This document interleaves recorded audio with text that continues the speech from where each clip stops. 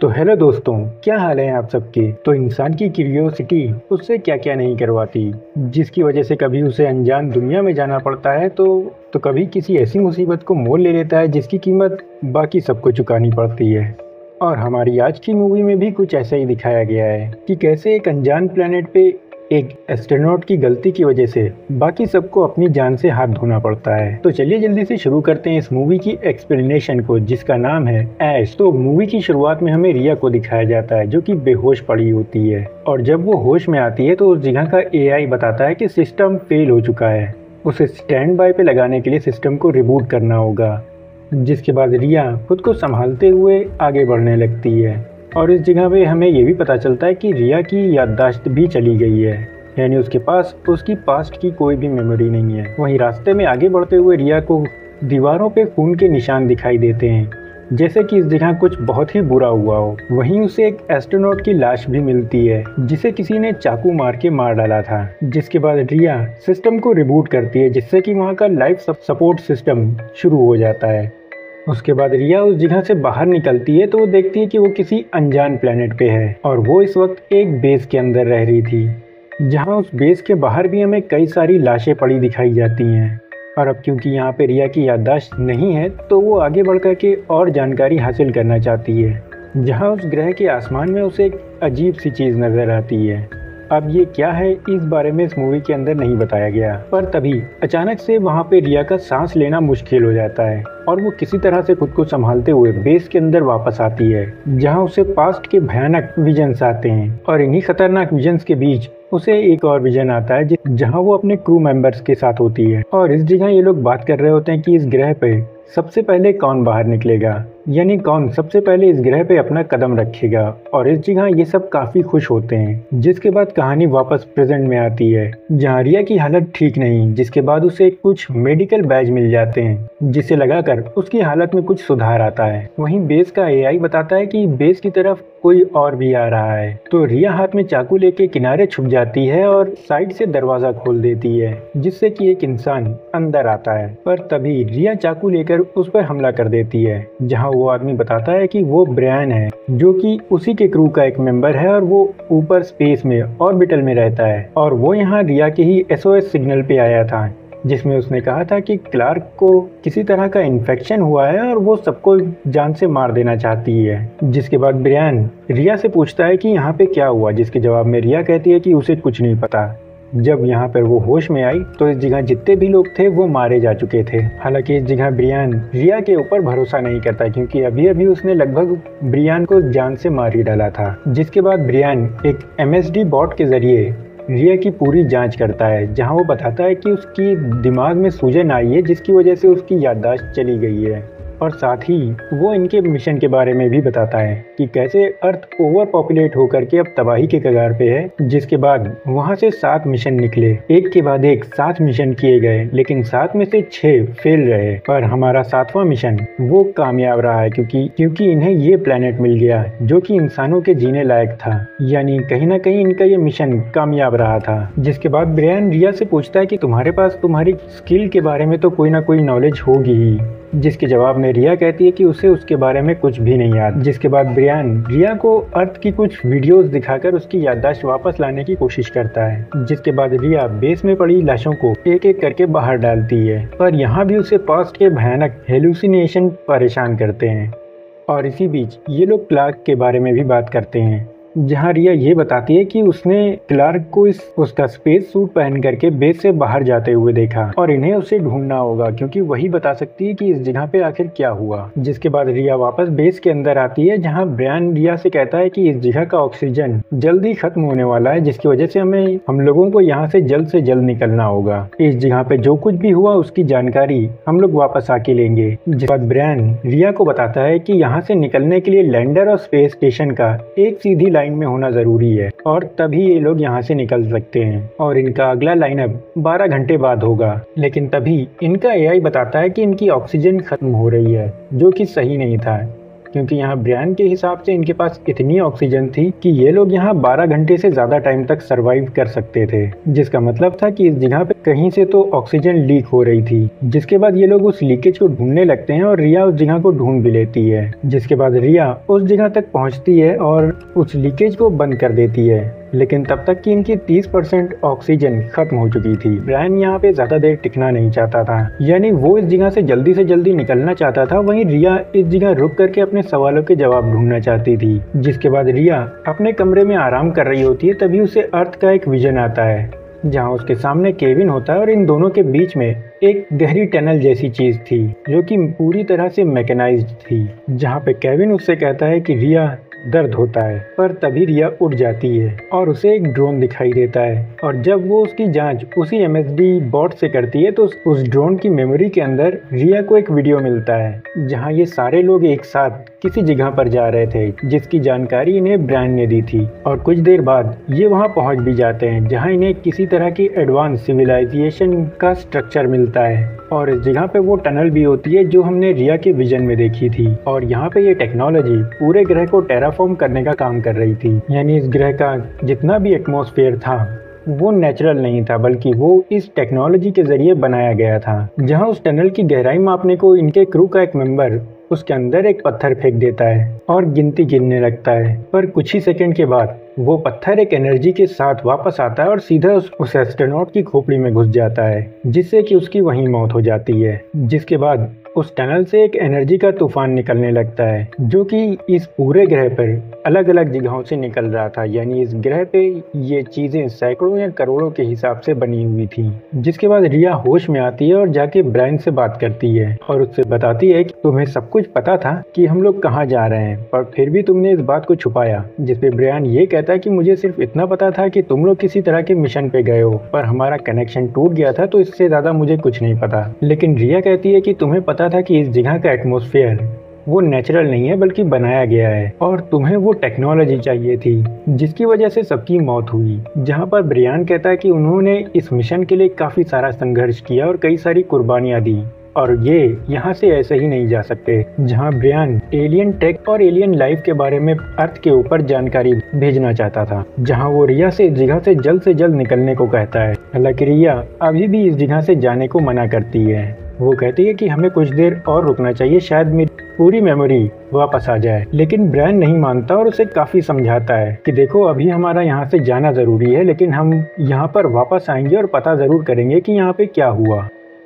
जिसके बाद रिया ब्रायन के साथ जाने के लिए मान जाती है और जब रिया अपनी पैकिंग कर रही होती है तो ब्रायन उसके पास आता है और उसकी हालत देखकर उसे एक और बैज लगा देता है, यानी कि अब रिया की हालत को स्टेबल रखने के लिए 2 बैच की जरूरत पड़ रही थी। हालांकि जब ब्रायन चला जाता है तो रिया पता नहीं क्यों वो बैच हटा देती है, जिसके बाद उसे दिखाई देता है कि एडी रिया पर हमला कर रहा था और यहाँ वो किसी ज़ॉम्बी की तरह दिख रहा था, जहाँ अपनी जान बचाने के लिए रिया को एडी को मारना पड़ा।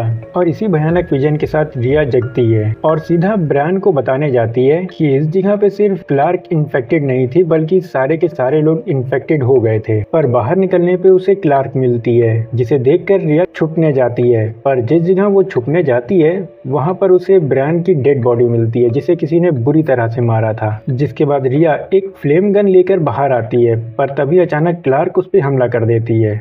जहां वो फ्लेम गन जला करके क्लार्क को रोकने की कोशिश तो करती है, पर उस सूट की वजह से उसे कुछ भी नहीं होता और इस जगह पे क्लार्क रिया पर भारी पड़ने लगती है, जिसे रोकने के लिए रिया उसके हेलमेट में पानी भरने लगती है और उसके हेलमेट में पूरी तरह से पानी भर जाने की वजह से क्लार्क की मौत हो जाती है। जिसके बाद रिया उस एमएसडी बॉट से क्लार्क की पूरी जांच करती है, तो यहाँ उसे पता चलता है कि उसे कोई भी वायरस नहीं था, यानी इस जगह क्लार्क को कोई भी इन्फेक्शन नहीं था। जिसके बाद वो ब्रायन की बॉडी को लाती है और उसकी भी जांच करती है, जहाँ उसे एक बहुत ही शॉकिंग बात पता चलती है कि इस जगह पे ब्रायन को मरे हुए करीब 50 से ज़्यादा घंटे हो चुके थे, जो कि बहुत ही अजीब बात होती है क्योंकि कुछ देर पहले ही तो हमने ब्रायन को इस मूवी के अंदर जिंदा देखा था। जिसके बाद रिया ये सब समझने की कोशिश कर ही रही होती है कि उसे किसी अनजान जीव के आने का पता चलता है जो कि उसी की तरफ आ रहा होता है। और जब रिया उस जगह पे उसे देखने पहुंचती है तो वहाँ पे ब्रियान होता है, जिसे देख करके वो काफ़ी हैरान हो जाती है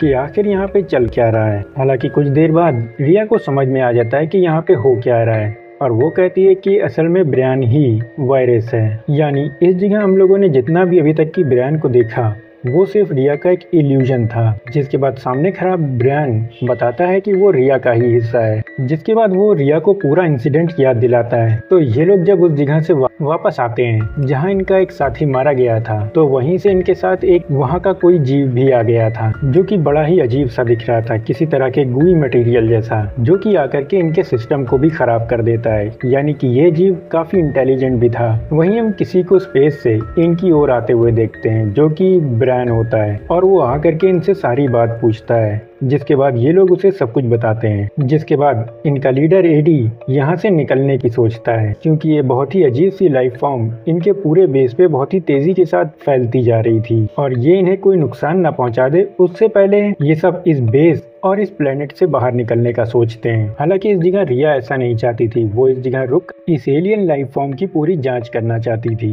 जिसके लिए एडी उसे मना भी करता है और सबसे यहाँ से निकलने की तैयारी करने को कहता है। पर रिया नहीं मानती और वो जाकर उस जीव का चुप्पे से एक सैंपल ले लेती है और उसकी जांच करने लगती है। पर इसी बीच उस लैब में एडी आ जाता है, जो कि उस जीव का सैंपल देखकर रिया को उससे अलग हटने को कहता है। लेकिन तभी वो जीव इवॉल्व होने लगता है और उस जार को तोड़कर जिसमें वो होता है उससे बाहर निकलता है और एडी पे हमला कर देता है। और यहाँ पे ये जीव किसी पैरासाइट की तरह होता है जो कि एडी के अंदर चला जाता है और उसके दिमाग को पूरी तरह से कंट्रोल में कर लेता है। जिसके बाद हमें वही सीन दिखाया जाता है जिसमें रिया ने एडी को मार दिया था। पर यहाँ पर हम उसके भी आगे का सीन देखते हैं जहाँ रिया को लगता है कि एडी मर चुका है, लेकिन तभी वो अचानक फिर से उठ जाता है और इस जगह पे वो किसी ज़ॉम्बी की तरह लग रहा था। जिसके बाद केविन आकर के रिया को बचाता है और वो जैसे ही एडी को खत्म करता है वो एलियन जीव एडी में से निकल करके केविन के अंदर चला जाता है और अब यहाँ पे केविन उसके कंट्रोल में था, जो कि रिया पे हमला करने लगता है। लेकिन तभी क्लार्क आ जाती है और वो रिया को बचाने की कोशिश करती है, जिसमें केविन उसे बुरी तरह से पीटने लगता है। और तभी वहाँ पे अचानक ब्रायन आ जाता है, जिससे रिया क्लार्क की मदद करने को कहती है, पर वो केविन को देख करके वहाँ से भाग जाता है, जहाँ इन्फेक्टेड केविन ब्रायन का पीछा करता है और उसे एक लोहे की रॉड से पीट के मार देता है।